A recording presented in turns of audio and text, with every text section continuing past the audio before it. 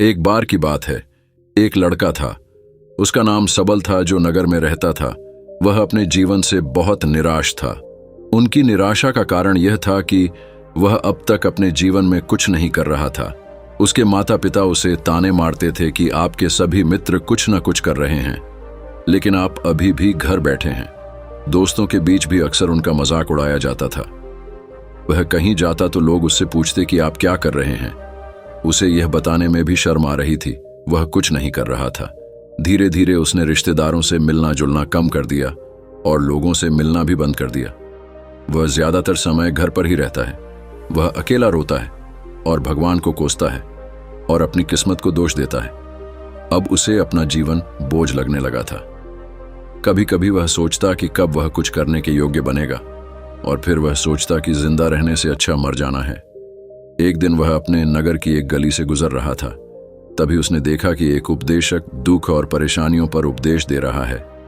वह भी उसी भीड़ में सबसे पीछे बैठ गया और गुरु के प्रवचन सुनने लगा। उपदेशक कह रहा था, दुख एक शिक्षक की तरह है जो हमें जीवन की सच्चाई दिखाता है और हमें जीने का सही तरीका सिखाता है। आप चाहें तो जिंदगी जीना भी सीख सकते हैं। गुरुजी उपदेश दे रहे थे कि तुम चाहो तो कुछ भी हासिल कर सकते हो, और अगर चाहो तो एक कोने में बैठकर रो सकते हो। इन सभी बातों को सबल ध्यान से सुन रहा था, लेकिन शिक्षक की यह बातें पसंद नहीं आई। उसने खड़े होकर कहा कि कुछ भी सिखाने से दूर नहीं होता। इसमें केवल दर्द होता है, दुख की पीड़ा अनंत है। ऐसा लगता है कि इसके बाद कुछ होने वाला नहीं है, इससे कुछ भी फर्क नहीं पड़ता है। इसके सामने तो मौत भी छोटी लगती है। उपदेशक ने कहा, फिर तुम्हारा दुख क्या है? सबल ने उसके सामने अपनी सारी व्यथा सुनाई और पूछा, मेरे दुख का कोई उपाय है तुम्हारे पास? यह सुनकर शिक्षक मुस्कुराए और बोले, तुम उस दिन मेरे पास आओ जब आपके जीवन में वास्तविक दर्द हो। मैं आपकी समस्या का समाधान अवश्य करूंगा। यह कहकर गुरु वहां से चला गया। सबल ने सोचा, कहीं मेरा दुख नकली तो नहीं है? क्या मैं जिस दर्द से गुजर रहा हूं वह नकली है? मेरा दुख कोई नहीं समझ सकता। जब माँ बाप नहीं समझते तो गुरु क्या समझेगा? उनके दुखों से व्यथित होकर सबल ने एक फैसला लिया कि अब वह कुछ करेगा।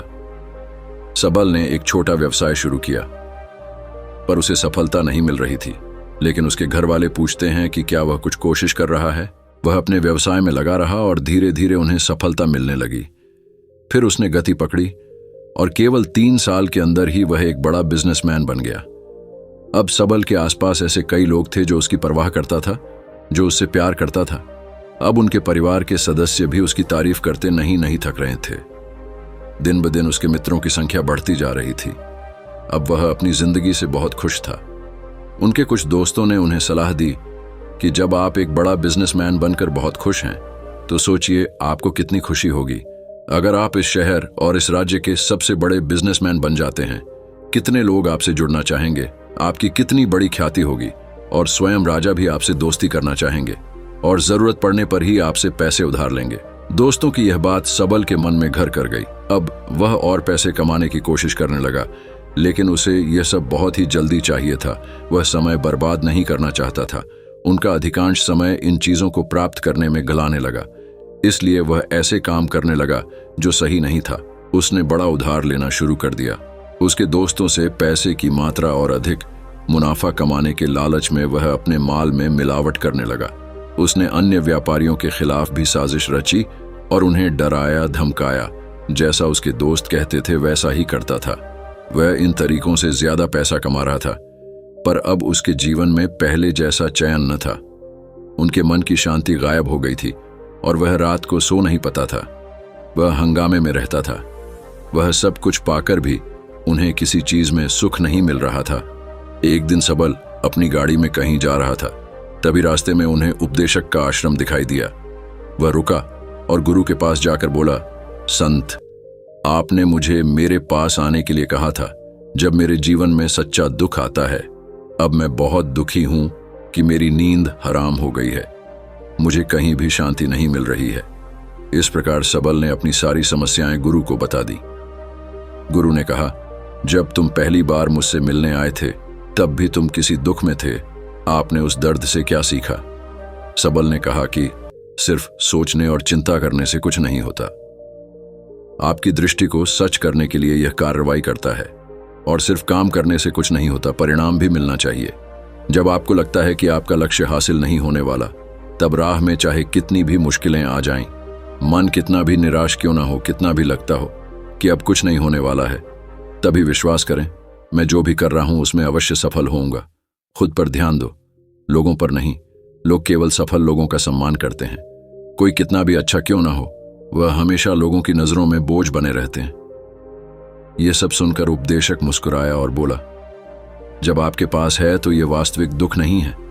अपने जीवन में वास्तविक दुख आए तब मेरे पास आओ, मैं उसे ठीक कर दूंगा। सबल ने जाते समय साधु को सोने के सिक्कों से भरा घड़ा भेंट किया। घड़े को देखकर गुरु ने कहा कि यह मेरे किसी काम का नहीं है, उस पेड़ के नीचे गड्ढा खोदकर गाड़ दो। सबल ने घड़े को पेड़ के नीचे दबा दिया जैसा कि गुरु ने बताया और वहां से चला गया। कुछ दिनों से कारोबार ठीक चल रहा था, लेकिन व्यापार के गलत तरीके के कारण धीरे धीरे उसे व्यापार में घाटा होने लगा। उसकी सारी दौलत धीरे धीरे खत्म होने लगी और एक दिन ऐसा भी आया जब उसके पास कुछ भी नहीं बचा और उस पर कर्ज का बोझ चढ़ गया था। परंतु वह निश्चिंत था, क्योंकि उसने अपना सारा कर्ज अपने दोस्तों से लिया था। उसने सोचा कि उसके दोस्त बुरे वक्त में उनके साथ खड़े रहेंगे, लेकिन ऐसा कुछ नहीं हुआ। जैसे ही बुरा वक्त आया, दोस्त पहले उससे कर्ज मांगने लगे।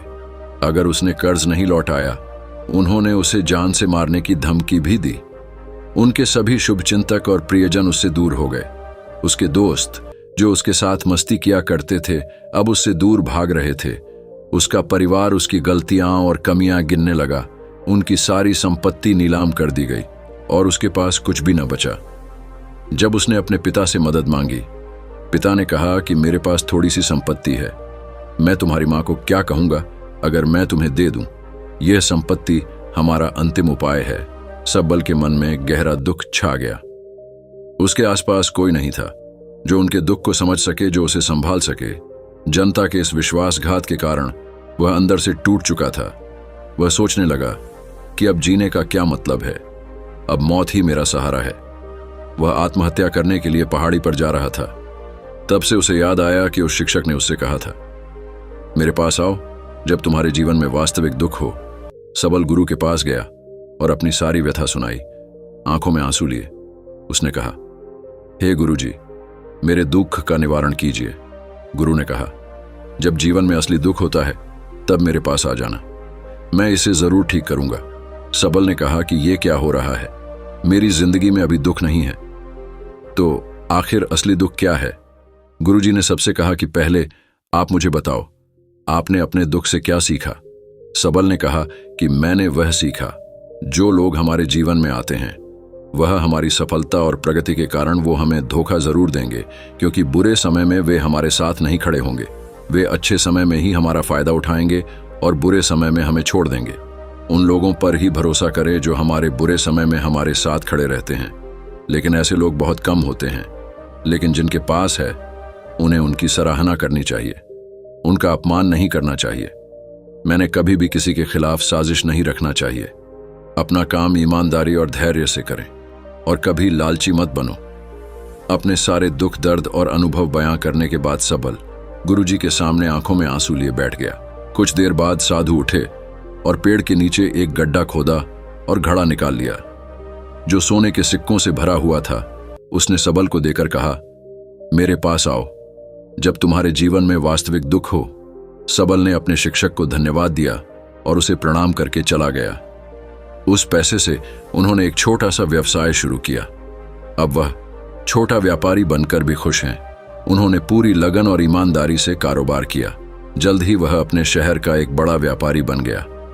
उनका जीवन सुख सुविधाओं से भरा हुआ था। लेकिन कोई कितना भी अच्छा क्यों ना हो, लेकिन जीवन में दुख आता है तो सबल के जीवन में भी दुख आते थे। अपने माता पिता की मृत्यु के रूप में वे दोनों एक ही दिन मर गए। सबल अपने माता पिता से बहुत प्यार करता था, इसलिए उनके निधन से उन्हें गहरा सदमा लगा। वह शवों को ले गया, दोनों को श्मशान घाट ले गया जहां अंतिम संस्कार किया गया। वहां उसने अपने माता पिता का शव जलता हुआ देखा तो उनका मन बेचैन हो उठा। उसके मन में कई सवाल उठने लगे। वह घर वापस आ गया, इसलिए उसने अपने माता पिता के घर और संपत्ति को देखा जिसके लिए उनके पिता हमेशा लड़ते रहे। आज जो छूटा पड़ा है जिन्होंने इसकी देखभाल की। इसके लिए लड़ने वाले इस दुनिया से चले गए। उसके पिता ने जो कुछ कमाया वह सब यहीं रह गया। एक दिन पहले तक उसके पिता मारपीट करते थे किसी के साथ उसकी संपत्ति के लिए। आज वो खुद इस दुनिया से चले गए। उसका मन ऐसे अनेक विचारों के बवंडर में था। वह अंदर से अकेला और डरा हुआ महसूस कर रहा था। वह खाली महसूस कर रहा था। उसे लगा कि कुछ है, वह समझ नहीं सका। इसलिए वह गुरु के पास गया। उसे देखकर गुरुजी ने कहा, क्या जीवन में कोई दुख है? सबल ने कहा, वैसे तो जीवन में कोई दुख नहीं है, सब कुछ अच्छा चल रहा है, लेकिन आज मेरे माता पिता का देहांत हो गया है। मैं इस घटना से बेहद दुखी और परेशान हूं। गुरुजी ने कहा, इसमें दुखी होने की क्या बात है? एक दिन सबके अपनों को मरना है। कोई न कभी जिया है और न कभी रहेगा। एक दिन तुझे भी मरना है। शायद तुम कल ही मर जाओगे, या आप आज भी मर सकते हो। सबल ने कहा, क्या कह रहे हो गुरु जी? मैं भी मर जाऊंगा, लेकिन मैं अभी जवान हूं। गुरु ने कहा कि सब जी रहे हैं इस भ्रम में कि मृत्यु केवल दूसरों को आती है, बड़ों के पास ही आती है, लेकिन जवान और बूढ़े मर जाते हैं, बच्चे मर जाते हैं। मौत का उम्र से कोई लेना देना नहीं है। यह सभी को प्रभावित करता है।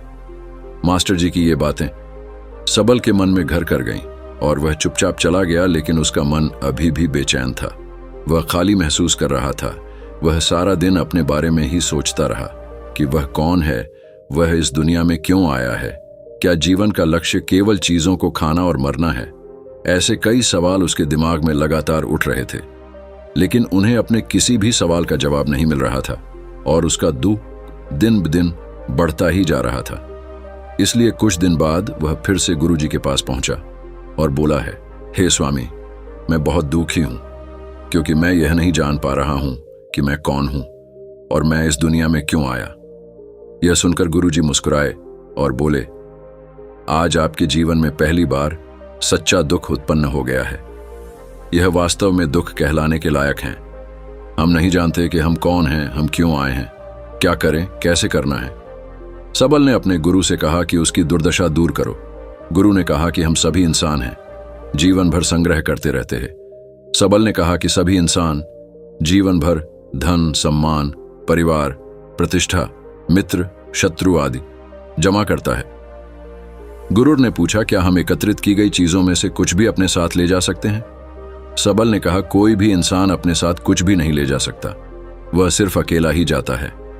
मेरे माता पिता भी अपने साथ कुछ भी नहीं लेकर गए, सब कुछ धन संपत्ति वैभव सब कुछ यहां पर छोड़ कर गए। शिक्षक ने कहा, अब मेरी बात ध्यान से सुनो। इस संसार में हमें जो संग्रह करना चाहिए वह हम नहीं करते। चीजें हमारे सामने होती हैं, लेकिन हम उन्हें देखने की कोशिश नहीं करते। हमें इस दुनिया में जो कुछ भी इकट्ठा करना है वह हम खुद हैं। हमें खुद को जुटाना होगा ताकि जब हम मरें तो हम एकजुट हो सकें और खुद को पहचानने में सक्षम होने के लिए हम अंदर बंटे हुए हैं। हम प्यार, नफरत, गुस्सा, ईर्ष्या में बंटे हुए हैं।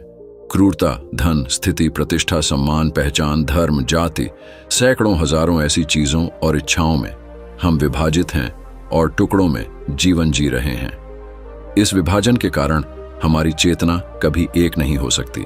हमारी चेतना शक्ति बिखरी हुई है, इसलिए हमारे पास इतना समय नहीं है, इतनी ऊर्जा नहीं कि हम मुड़ सकते हैं और अपने भीतर देख सकते हैं। वास्तव में धन, सम्मान और सुविधाओं का अभाव, लोग इसे दुहक समझते हैं और जीवन भर के लिए जो दुकाक कहकर रोते रहते हैं और समाधान खोजने का प्रयास करते रहते हैं, उन्हें अपना समाधान कभी नहीं मिलेगा, क्योंकि जिसे लोग दुख कहते हैं वह वास्तविक दुख नहीं है। यह सिर्फ एक आदमी की इच्छा है, उसकी इच्छा कभी पूरी नहीं होती। इसीलिए व्यक्ति को कभी उनके प्रश्नों का समाधान नहीं मिलता। इसलिए इन सब से परे यदि आप अपने दुखों का अंतिम समाधान चाहते हैं तो सबसे पहले खुद को समेटो, इस दुनिया से अपनी ऊर्जा वापस ले लो और इकट्ठा करो। अपने आप पर ध्यान केंद्रित करो, स्वयं पर ध्यान दो। अपने मृत्यु से पहले अपने आप को जानने की कोशिश करो, बिखरो मत। सबल ने कहा, तो गुरुजी, क्या हम इस संसार को छोड़ दें? हमारी सभी इच्छाओं को मार देना चाहिए। किसी से प्रेम नहीं करना चाहिए, धन संग्रह नहीं करना चाहिए, सम्मान की आशा छोड़ देनी चाहिए। शिक्षक ने कहा कि भावनाओं और इच्छाओं ऐसे बिखरे हुए मनुष्य में से निकल आओ, जैसे कोई पत्थर पहाड़ से गिरे जिस पर पर्वत का कोई वश नहीं है, सिवाय देखने के परेशान होना और कुछ खोना वैसे ही बिखरे हुए मनुष्य की इच्छाएं बेकाबू और दर्दनाक हैं। उसका अनियंत्रित मन इच्छा करता रहता है और कल्पना करता रहता है, और यह दुख देता है। लेकिन जब एक व्यक्ति अपने मन को एकत्र करता है तो वह जो कुछ भी करता है वह उसके नियंत्रण में होता है। फिर उसकी इच्छा से इच्छाएं भी उत्पन्न होती हैं। सबल ने कहा कि आपने मेरे असली दुख का समाधान कर दिया। आपका बहुत बहुत धन्यवाद। अब से मैं खुद को समेटने, खुद को तराशने की कोशिश करूंगा। गुरुजी ने कहा कि मानव शरीर में बहुत ऊर्जा और शक्ति है, लेकिन यह फालतू के कामों में बंटा हुआ है, बेकार की बातों में लगा हुआ है। यह एक बहुत ही शक्तिशाली मशीन की तरह है, एक बच्चे के हाथ में रखा जा रहा है और वह बिना सोचे समझे अपनी शक्ति बर्बाद कर रहा है और बिना किसी नियंत्रण के। इसीलिए इस शक्ति पर ध्यान दें, अपनी चेतना, और इसे इकट्ठा करें। सबाल को अपने प्रश्नों का उत्तर मिल गया। उसने अपने गुरु का शुक्रिया अदा किया और चुपचाप चला गया। दोस्तों, उम्मीद है आपको यह कहानी पसंद आई होगी। अगर आपको यह कहानी पसंद आई हो तो चैनल को सब्सक्राइब जरूर करें और अपने दोस्तों और परिवार के साथ जरूर शेयर करें।